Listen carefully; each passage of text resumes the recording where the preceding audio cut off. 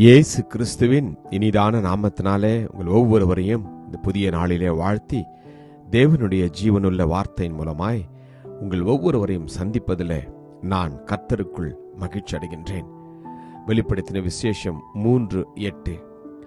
உன் கிரியைகளை அறிந்திருக்கிறேன், உனக்கு கொஞ்ச பலன் இருந்தும் நீ என் நாமத்தை மறுதலியாமல் என் வசனத்தை கை கொண்டபடியினாலே இதோ திறந்த வாசலை உனக்கு முன்பாக வைத்திருக்கிறேன், அதை ஒருவனும் பூட்ட மாட்டான்.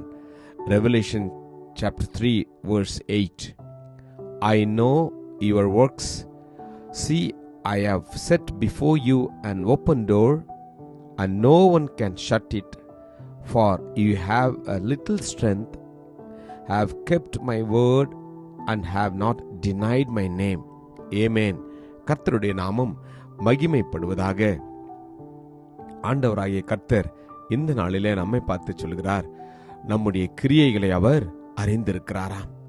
பிலதெல்பியா சபைக்கு கர்த்தர் எழுதுகிற வார்த்தையை தான் நாம் தியானித்துக் கொண்டிருக்கின்றோம். நம்முடைய கிரியைகள் தேவனுக்குரியதா இருந்தால், நாம் தேவன் விரும்புகிற பிரகாரமாய் நம்முடைய வாழ்க்கை இருக்குமாயின், அவர் நமக்கு கட்டளையிட்ட கிரியைகளை நாம் செய்வோம் என்றால், வேதம் சொல்கிறது, கர்த்தர் நமக்கு முன்பாக அடைக்கப்பட்டிருக்கிற எல்லா வாசல்களையும் அவர் திறப்பாராம்.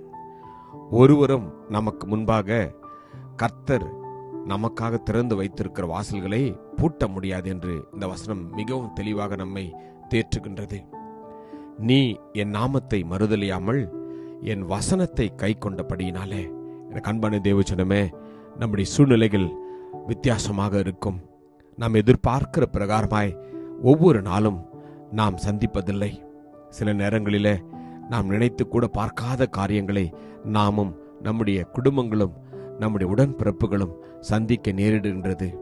எல்லா சூழ்நிலையிலும் இயேசு நல்லவர், அவருடைய வார்த்தைகள் நேற்றும் இன்றும் என்றும் மாறாதவைகள் என்று நாம் நம்பி அந்த வார்த்தைகளையும் வாக்குத்தத்தங்களையும் கைக்கொள்கின்ற போது வேதம் சொல்கின்றது, நீங்கள் என் நாமத்தை மறுதலியாமல் என் வசனத்தை கை கொண்டபடியினாலே இதோ திறந்த வாசலை உனக்கு முன்பாக வைத்திருக்கிறேன். எனக்கு அன்பான தேவ ஜனமே, இதுவரைக்கும் நீங்கள் முயற்சி செய்து உங்களுடைய வாசல்கள் எதிர்பார்த்திருக்கிற ஆசீர்வாதங்கள் இன்னும் கிடைக்காவிட்டால், இந்த நாளிலே ஆவியானவர் உங்களை பார்த்து சொல்கிறார், என் அன்பு மகனே, என் அன்பு மகளே, இனி நீ உன்னுடைய சுய பலத்தினாலே, உன்னுடைய சுய சிந்தையினாலே, சுய ஞானத்தினாலே எதையும் செய்யாமல் தேவனுடைய வார்த்தையின்படி அந்த வார்த்தைக்கு கீழ்ப்படிந்து செய்கின்ற போது கர்த்தர் நிச்சயமாய் உங்களுக்கும் எனக்கும் மூடப்பட்டிருக்கிற கதவுகளை அவர் நிச்சயமாய் திறப்பாராம். வேதம் சொல்கிறது, ஒருவரும் பூட்டக்கூடாதபடி அவர் திறக்கிற தேவன், ஒருவரும் திறக்கக்கூடாதபடி அவர் பூட்டுகிற தேவனாம். ஆமேன். இந்த நாளிலே கர்த்தர் உங்களுக்கு நிச்சயமாய் இந்த அற்புதத்தை அவர் செய்வார். ஒருவனும் உங்களுக்கு எதிராக நிற்க முடியாது. நீ உயிரோடு இருக்கும் நாளெல்லாம் ஒருவனும் உனக்கு முன்பாக எதிர்த்து நிற்பதில்லை என்று கர்த்தர் சொல்கிறார். நான் மோசேயோடு இருந்தது போல உங்களோடு கூட இருப்பேன், நீங்கள் கவலைப்பட வேண்டாம். அவர் தமது பரிசுத்தவான்களின் பாதங்களை காப்பார். துன்மார்க்கர் இருளிலே மௌனமாவார்கள், பலத்தினால் ஒருவனும் மேற்கொள்வதில்லை என்று தைரியமாய் சந்தோஷமாய் இருப்போம். கர்த்தர் நம்மை பார்த்து சொல்கிறார், நான் உன்னுடனே கூட இருக்கிறேன், உனக்கு தீங்கு செய்யும்படி ஒருவனும் உன்மேல் கை போடுவதில்லை என்று. ஆமேன். வார்த்தையை நம்புவோம், விசுவாசிப்போம், அற்புதத்தை பெற்றுக்கொள்வோம்.